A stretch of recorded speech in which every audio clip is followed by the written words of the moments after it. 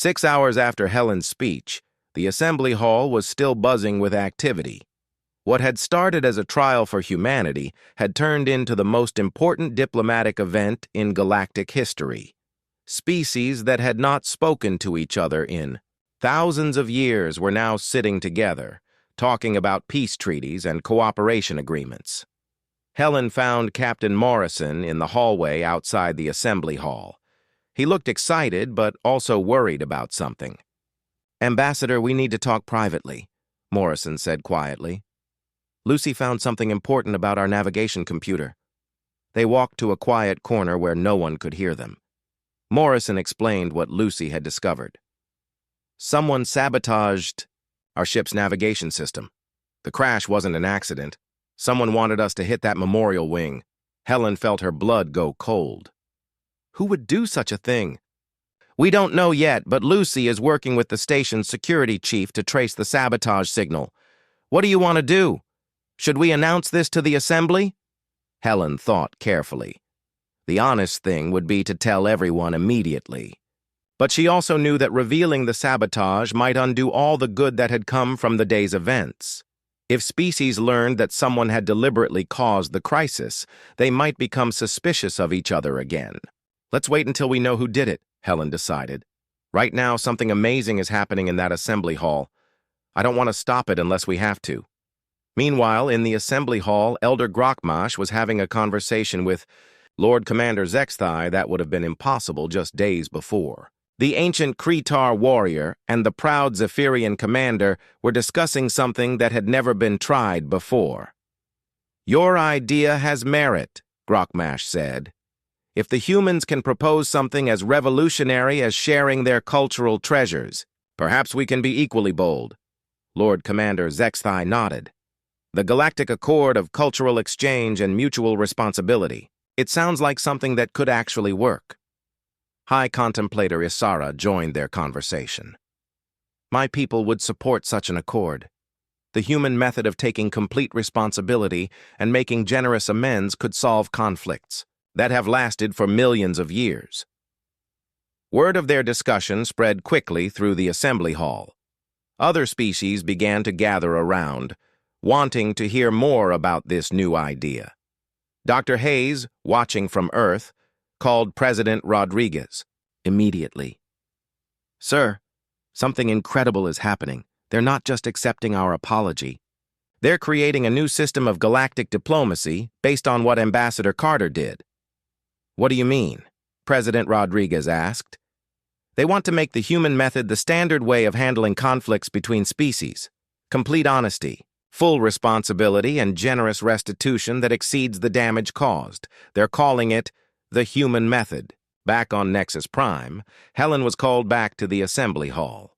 When she arrived, she found Elder Grokmash standing at the podium where she had given her speech. "Ambassador Carter," the old warrior said, "we have a proposal for you and for all the species of the galaxy."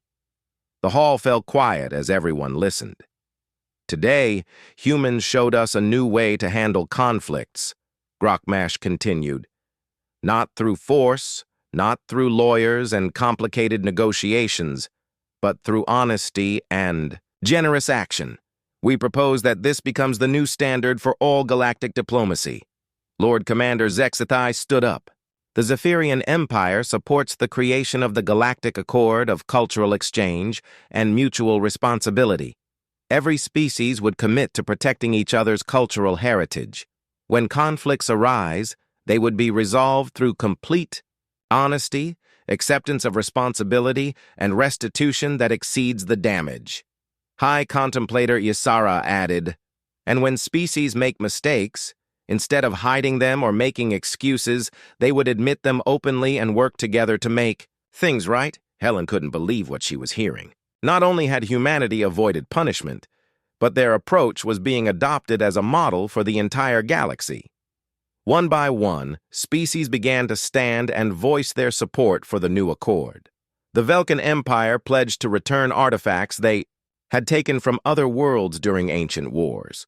The Quillan Republic offered to share their advanced medical technology freely. Even the mysterious ethereal collective, who rarely spoke at all, announced their support for the new system. But then something unexpected happened.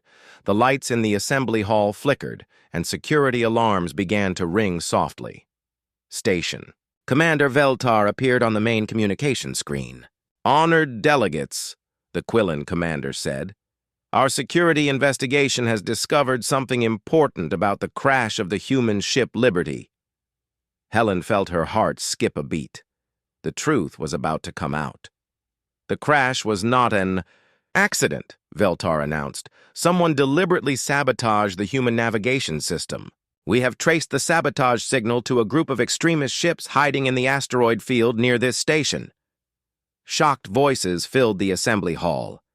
Many delegates looked around suspiciously, wondering if the saboteurs were among them. The sabotage was carried out by a faction calling themselves the Hegemony of Pure Species, Veltar continued. "They believe that humans should never have been allowed into galactic politics, and they wanted to create a crisis that would turn all species against Earth." Helen stood up slowly. This was the moment when everything could fall apart. If the species learned that the whole crisis had been manufactured, would they still support the new accord? "Honored delegates," Helen said. "I want you to know that Captain Morrison and I learned about this sabotage several hours ago. We chose not to reveal it immediately because we didn't want to interrupt the important work you were doing here today." Some delegates looked angry that the information had been withheld. Others seemed impressed that humans had put the greater good ahead of their own defense. Elder Grokmash spoke first. "Ambassador Carter, why did you not use this information to defend your people?" Helen took a deep breath. "Because it doesn't matter who caused the crash. What matters is how we responded to it. The saboteurs wanted to create hatred and division. Instead, we chose to create understanding and cooperation. They wanted to prove that species can't trust each other. Instead, we proved that species can work together to solve problems." Lord Commander Zexathai stood up. "The human response is correct. Even if the crash was caused by sabotage, the artifacts are still destroyed. The harm is still real. What the humans did today, taking responsibility and offering generous restitution, was the right response regardless of who caused the original problem." High Contemplator Ysara nodded. "The saboteurs failed. They wanted to create darkness, but instead they gave us an opportunity to create light. The Assembly voted unanimously to support the Galactic Accord of Cultural Exchange and Mutual Responsibility. Helen was asked to become the first director of the new Galactic Cultural Council, making her the first human to hold a major position in galactic government. Captain Morrison and his crew were released with full honors. The Liberty was repaired and upgraded with the best technology from a dozen different species. Lucy Davis was invited to head the new Joint Navigation Safety Commission to prevent future accidents. The memorial wing of Nexus Prime was rebuilt as a joint project between all species.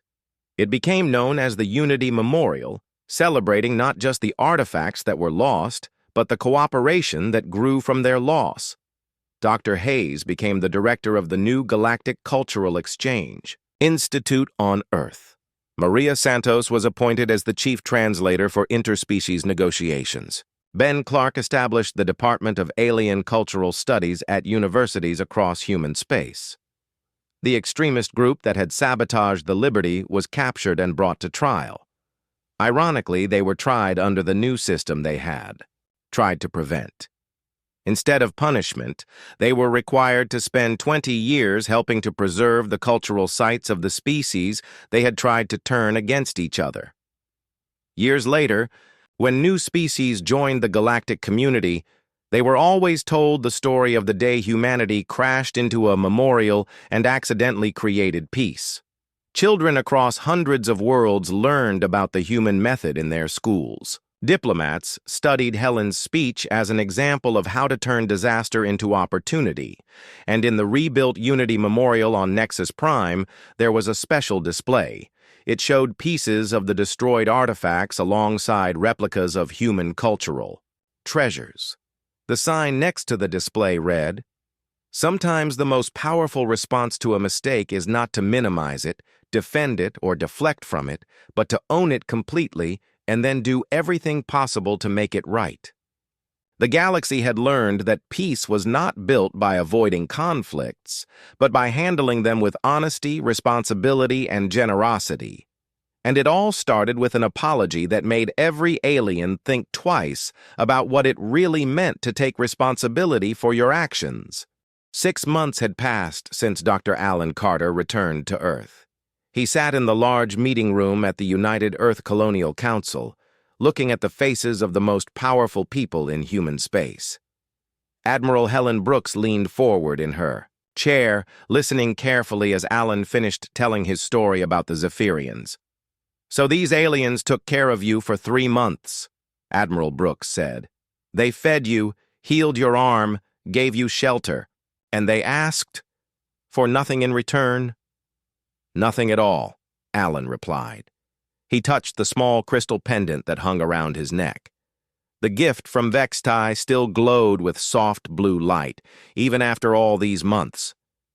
"When the rescue ship came, I tried to give them medical supplies, tools, anything. They refused everything. Vextai just told me to remember them as friends." Senator Patricia Cole shook her head. "It's a nice story, Doctor, but we can't base policy on one good experience.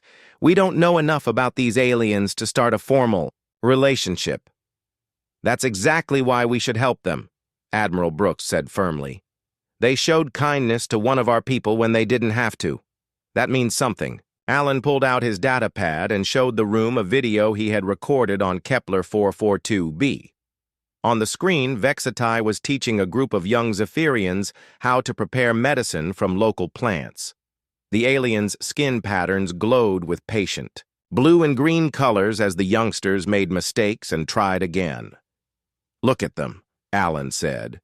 "They're peaceful, intelligent, and kind. The galaxy doesn't have many species like that. We should protect what's good when we find it." Admiral Brooks nodded slowly. "I agree. I'm authorizing what we'll call the Gratitude Protocol.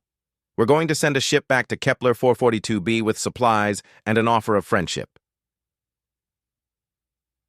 3 weeks later, Captain Jake Morrison stood on the bridge of the USS Horizon as his ship approached Kepler 442b. He had been chosen to lead this mission because of his experience with first contact situations. The cargo holds were full of medical supplies, farming equipment, and communication devices designed specifically for Zephyrian hands. "Captain," said Dr. Lisa Wong from her position at the communication station, "I'm not detecting any radio signals from the planet. That's strange. Dr. Carter's report said the Zephyrians used radio communication between their settlements." Commander Ryan Pierce looked up from his tactical display. "I'm seeing some unusual energy readings from the main continent. They look like weapon discharges, but they're not Zephyrian technology." Captain Morrison felt a cold feeling in his stomach. "Take us into orbit carefully. Full scans of the surface."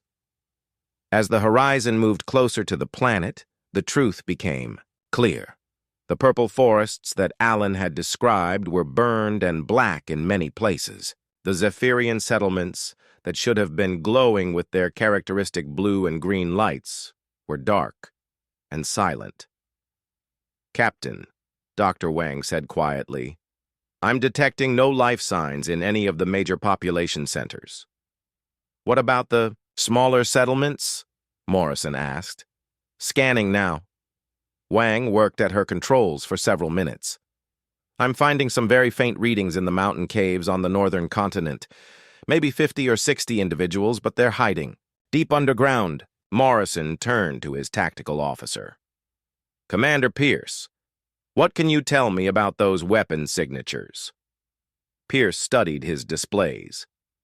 "The energy patterns match sectar technology, sir. Heavy plasma weapons, the kind they use to clear entire cities. Based on the blast patterns, I'd say this attack happened about 4 weeks ago." The bridge fell silent. Everyone knew about the sectar hegemony. The insect-like aliens were one of the most aggressive species in the galaxy. They conquered worlds and enslaved populations to work in their mines and factories. Any species that resisted was simply eliminated. "Take us down to the northern caves," Morrison ordered. "But carefully. If there are survivors, they're probably terrified." The Horizon landed in a valley near the cave system. Morrison led a small team on foot to the cave entrance. The evidence of the sectar attack was everywhere. Burned trees, melted stone, and the twisted metal remains of Zephyrian buildings covered the landscape. At the cave entrance, Morrison called out in the simple Zephyrian words that Dr. Carter had taught him. "Friends, humans, we come to help." For a long time, nothing happened. Then a familiar figure appeared at the cave mouth. Vextai looked much thinner than in Alan's videos, and the light patterns on his skin were dim and fearful. But his yellow eyes recognized the human uniform immediately. "Alan?" Vextai asked in broken English. "Where is Alan?" Morrison held up the crystal pendant that Alan had given him to carry. "Alan sent us. He remembers his friends." Vextai's skin lit up with the first bright patterns Morrison had seen. The alien stepped forward and touched the pendant gently. Behind him, other Zephyrians began to emerge from the caves. They all looked hungry and afraid. Through a mixture of simple English, words and gestures, Vextai told Morrison what had happened. The sectar had arrived 1 month ago in a large fleet. They demanded that the Zephyrians become workers in new mining operations. The planet had rare minerals that the sectar needed for their technology. When the Zephyrians refused to become slaves, the sectar began attacking settlements. They killed anyone who tried to resist and destroyed everything they could not use. Most of the population was dead. The survivors had been hiding in these caves, too afraid to go outside. Morrison felt anger building in his chest as he listened to the story. These peaceful beings had helped one human, and they had been nearly wiped out for refusing to surrender their freedom. "How many sectar ships?" Morrison asked. Vextai held up his fingers several times. "Many. Very many. They come back soon to..." "Finish." Morrison activated his communicator. "Horizon, this is Morrison. Send an immediate message to Earth. Full priority. Tell them the Zephyrians are in extreme danger. The sectar have nearly destroyed them." The response from Earth came faster than Morrison expected. Within hours, Admiral Brooks herself was on the communication screen in Morrison's temporary command post inside the caves. "Captain, give me your full report," the Admiral said. Morrison explained everything they had found.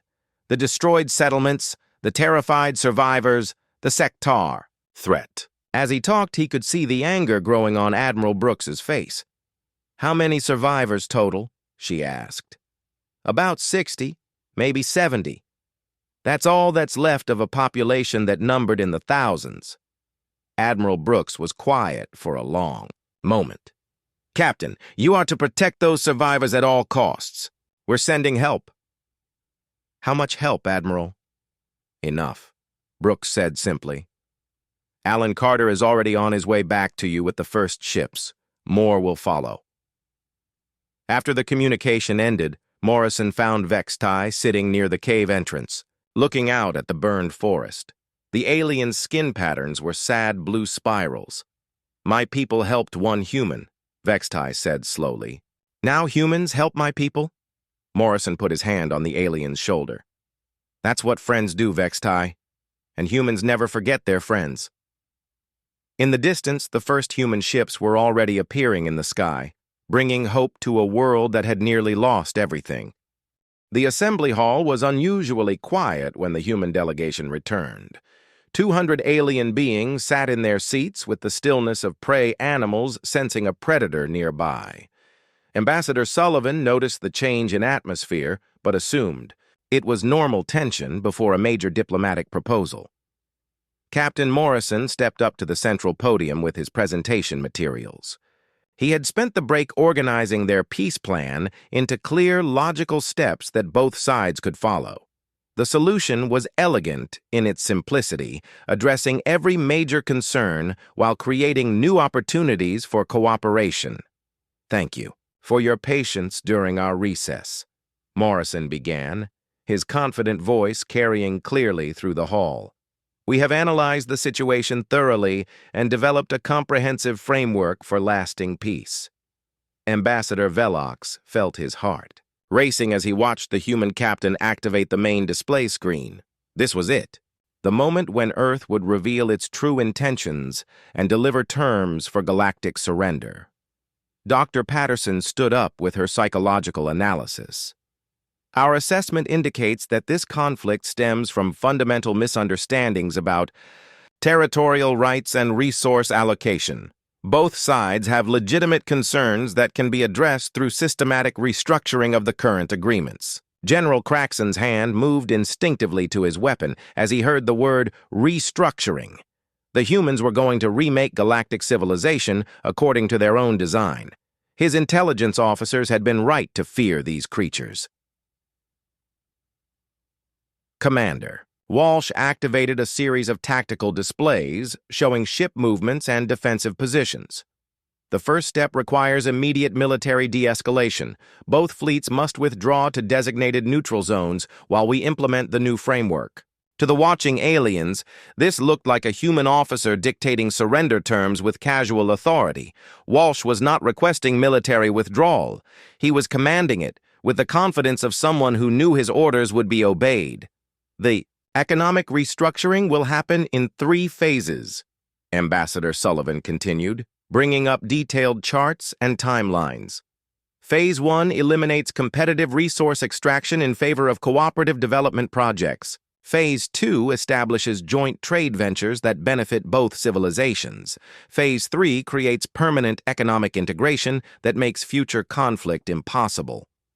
The plan was brilliant and fair, addressing every economic concern that had started the conflict. But to alien ears already primed for conquest, it sounded like the systematic dismantling of 2 independent economies and their replacement with human-controlled systems. Dr. Patterson walked to the center of the room, her movement drawing every eye. "The psychological component is equally important. We need to eliminate the cultural barriers that prevent effective cooperation. This requires targeted intervention in both societies' decision-making processes." She pulled up detailed profiles of key leaders from both civilizations. "These individuals represent the primary sources of resistance to peaceful resolution.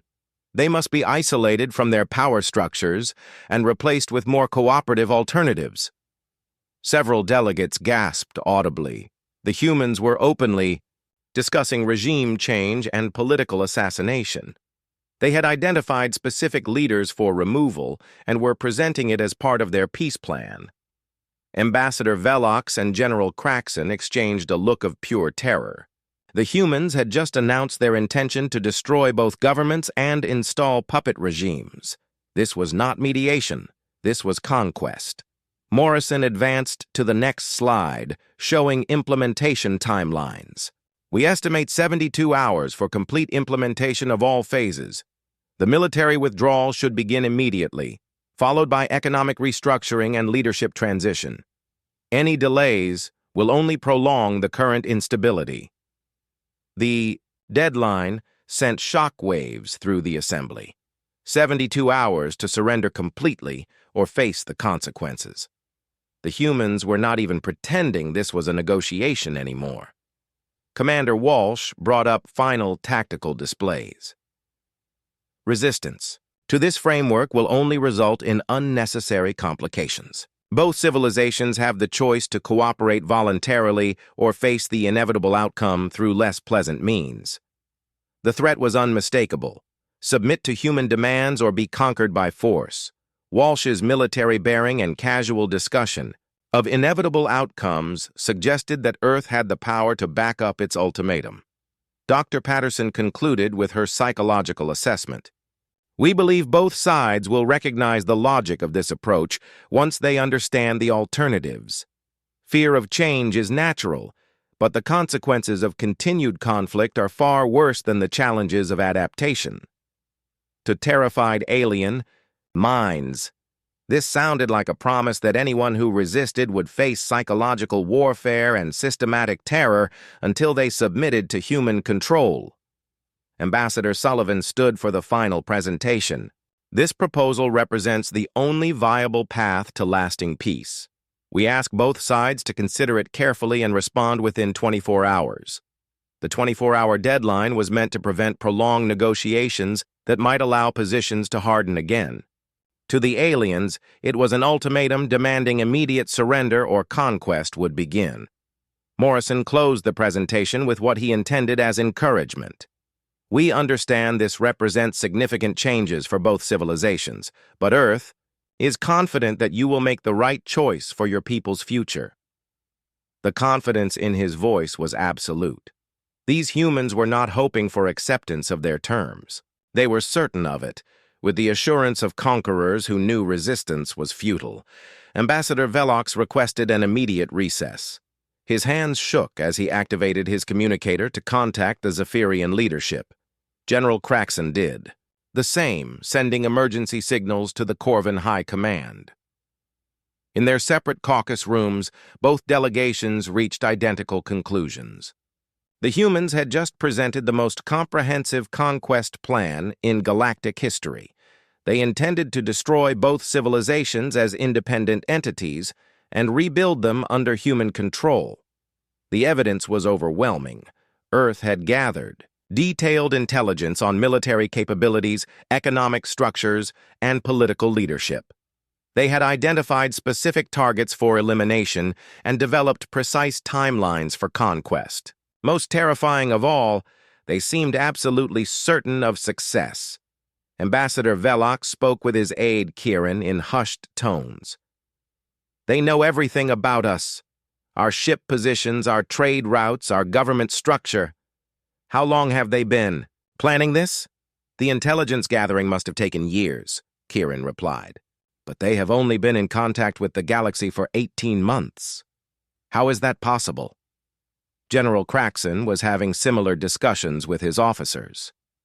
These humans think like military strategists. Every aspect of their plan shows tactical thinking. They are not diplomats pretending to be warriors. They are warriors pretending to be diplomats. Both sides reached the same terrifying realization. If humans could develop such a detailed conquest plan for two major galactic powers in just one day, what could they accomplish if given more time? What if the current conflict continued to destabilize the region and gave Earth more opportunities to expand its influence? The trade routes and territorial boundaries that had seemed so important yesterday meant nothing compared to the threat of human conquest. Both civilizations needed to present a united front against this new enemy. But unity required ending their current conflict immediately. Ambassador Velox made a decision that would have been impossible 24 hours earlier. He contacted General Craxon directly, bypassing diplomatic protocols that had prevented communication for 2 years. "We need to talk," he said simply. "Agreed," Craxon replied. "Our survival may depend on it." The two enemies met in a neutral conference room, their guards watching each other warily. But their attention was focused on the greater threat that human competence represented.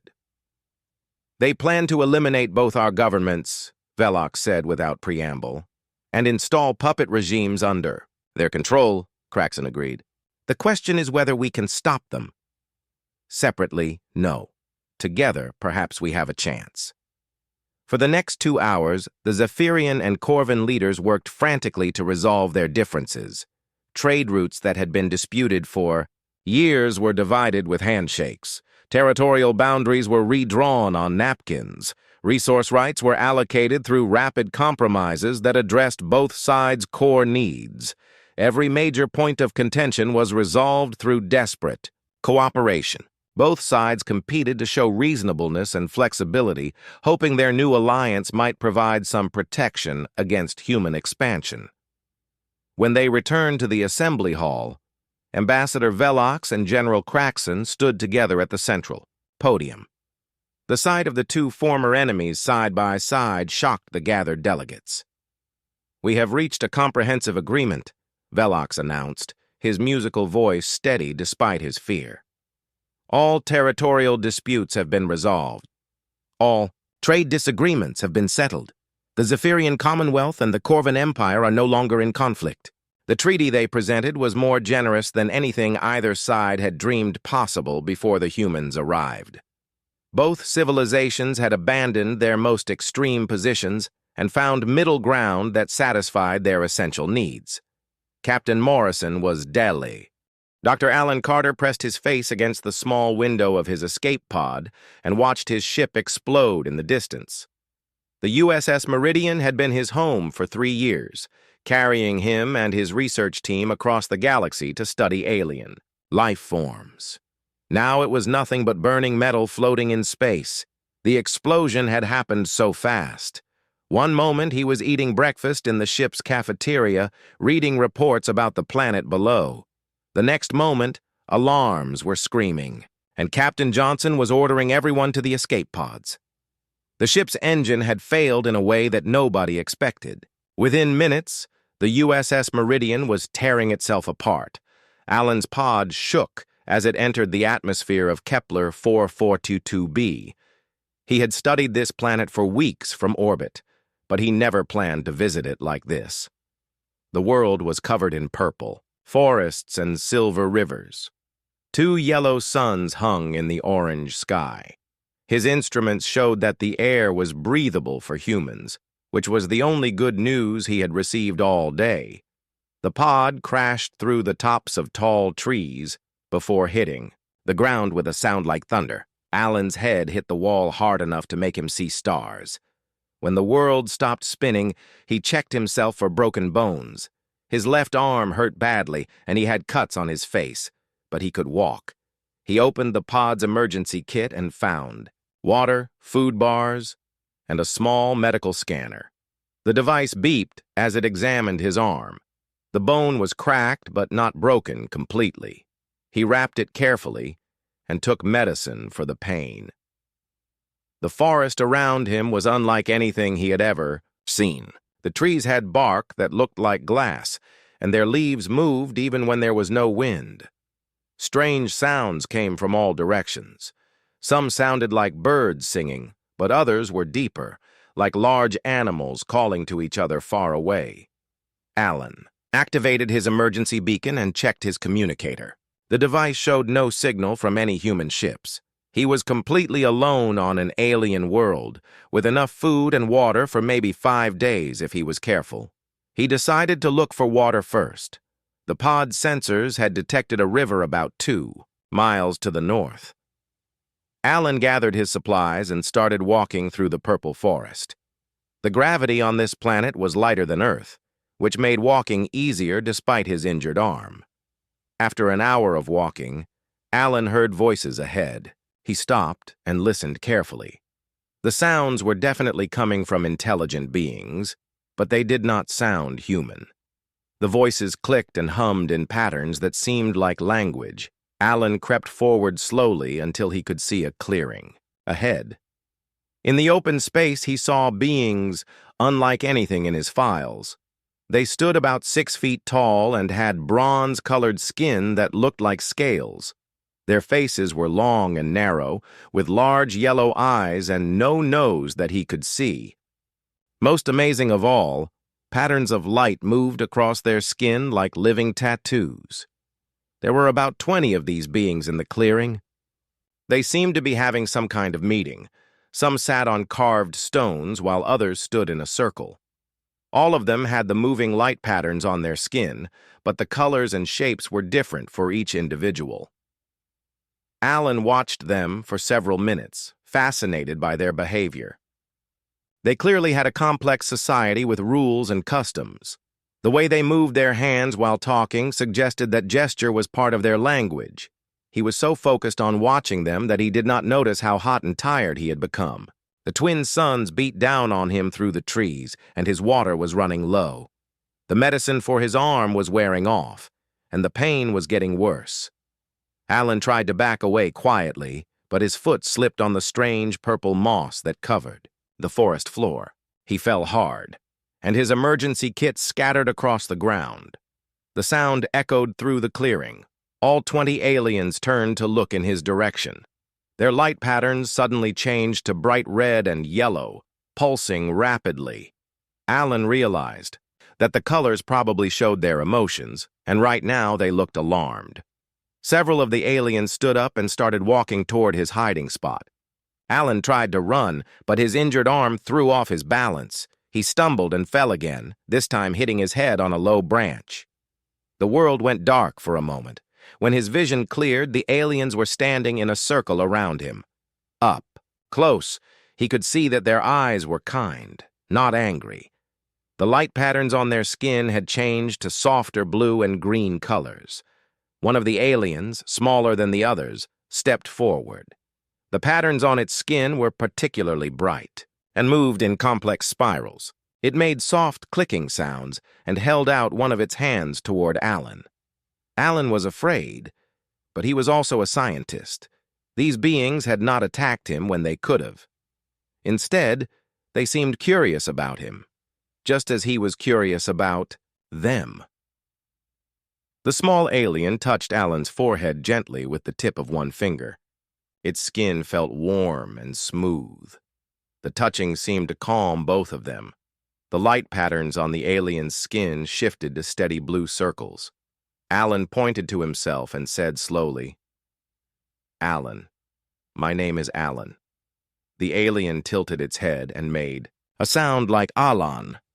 Then it pointed to itself and made a series of clicks that sounded like Vextai. Vextai, Alan repeated. The alien's skin lit up with what could only be described as happiness. Bright golden patterns swirled across its bronze scales. Vextai turned to the other aliens and made clicking sounds. They responded with their own clicks and hums. Alan could not understand the words, but the tone sounded like they were having an argument. Some of the aliens had red patterns on their skin, while others showed blue and green. Finally, Vextai made a long series of clicks. That seemed to end the discussion. The other aliens' patterns shifted mostly to blue, though a few still showed yellow streaks that might have meant worry. Vextai helped Alan to his feet and examined his injured arm with careful fingers. The alien made concerned clicking sounds and pointed toward a path that led out of the clearing. Alan understood that they wanted him to come with them. He was alone, hurt, and lost on an alien world. These beings could either help him or harm him, but staying in the forest by himself meant certain death. He nodded to Vextai and followed the group of aliens down the path. Behind him, his emergency beacon continued to send its silent signal into space, hoping that someone would hear it and come looking for the last survivor of the USS Meridian. News of the accident reached Earth in less than 6 hours. President Alan Rodriguez was eating dinner with his family when his emergency phone rang. The call that came changed everything for the entire human race. "Mr. President," the voice on. The phone was shaky. "We have a situation at Nexus Prime. The Liberty crashed into the Memorial Wing. They destroyed artifacts from 12 different alien species." Alan put down his fork and walked to his private office. "How bad is it?" "Sir, it's the worst possible scenario. The Zephyrians are calling it an act of war. The Mothak Collective is saying we have offended their gods. The Kretar delegation is packing to leave. Every major news network in the galaxy is calling us destroyers and savages." Within 2 hours, the Global Council was meeting in emergency session. The big conference room in Geneva was filled with worried faces. Admiral Karen Stone sat at the long table with her military advisors. Secretary of Science Dr. Richard Hayes was there with his computers and data tablets. Foreign Minister Lisa Grant looked tired and stressed. "Let's see the damage report," President Rodriguez said. The big screen at the front of the room showed pictures from Nexus Prime. The images were terrible. Broken crystal pieces floated in space. Ancient statues were smashed beyond repair. Scrolls. that had survived for millions of years were torn and scattered. Dr. Richard Hayes read from his tablet. The Zephyrian crown jewels were completely destroyed. These were not just valuable gems. They were symbols of their empire that ruled half the galaxy 2 million years ago. The Mothak sacred crystals contained religious writings that took their monks 10,000 years to create. And the Kretar ancestor bones belonged to their most honored war heroes from ancient times. Admiral Stone leaned forward. What's the military situation? Are we looking at possible attacks on Earth? The Zephyrians have 3 battle fleets, reported Colonel Jim Brady. The Mothak have ships that can make stars go dark. The Kretar are fewer in number, but their weapons are older and more powerful than anything we've seen. President Rodriguez felt the weight of 6 billion human lives on his shoulders. What are our options? We could try to defend ourselves, Admiral Stone said. Pull back all our ships and prepare Earth's defenses. That would prove to them that we're as violent as they think, Foreign Minister Grant replied. It would make everything worse. Dr. Hayes looked up from his tablet. I'm getting reports from our cultural experts. This isn't just about the physical artifacts. Each species has different ideas about honor, shame, and making things right. The Zephyrians believe in something called generational responsibility. If we dishonor them, our children and grandchildren will also be dishonored. The Mothak think we have disturbed the spiritual balance of the universe. The Kretar see this as a blood debt that can only be paid with blood. The room was quiet for a long moment. Everyone understood how serious this was. That's when the communication screen lit up. Ambassador Carter's face appeared from Nexus Prime. She looked tired but determined. Mr. President, I need to speak with the Council. Helen, what's the situation there? President Rodriguez asked. We're essentially prisoners on the station. The aliens won't let us leave, but they also haven't hurt us. Captain Morrison and his crew are safe for now, but I'm hearing things that worry me. Some species are talking about sending fleets to Earth. Others want to ban humans from ever leaving our solar system again. Admiral Stone spoke up. Ambassador, we're considering military options. We could send ships to get you out of there. Helen shook her head firmly.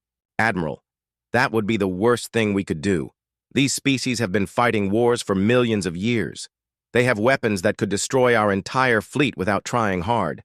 But I have a different idea. Dr. Hayes leaned toward the screen. What are you thinking, Helen? We don't fight this. We don't defend it. We don't try to minimize it or explain it away. We do something that apparently no species in galactic history has ever done properly. Which is? President Rodriguez asked. We take full responsibility. We admit we were wrong, and we make it right in a way that exceeds the damage we caused. The room was silent. Admiral Stone looked confused. Ambassador, with respect, how do you make right something that can't be replaced? Those artifacts were millions of years old. Helen's eyes were bright with an idea that was forming. Dr. Hayes, I need you to contact every cultural expert we have. I need Maria Santos, our best linguist. I need Ben Clark, our anthropologist. I need everyone who knows anything about alien cultures. What exactly are you planning? Foreign Minister. Grant asked. I'm going to create something that has never existed before, Helen said. An apology that works for all 12 species at the same time. But it's not just going to be words. We're going to offer something that no species has ever offered before. Dr. Hayes was already making notes. Helen, each species has completely different ideas about apologies and making amends. The Zephyrians need formal recognition of shame. The Mothak need spiritual cleansing. The Kretar need blood payment. How can we satisfy all of them? I don't know yet, Helen admitted. But I'm going to find out. Dr. Hayes, I need you to research every cultural tradition these species have about forgiveness, honor, and making things right. Maria, I need you to learn how to say, I'm sorry, in ways that each species will understand.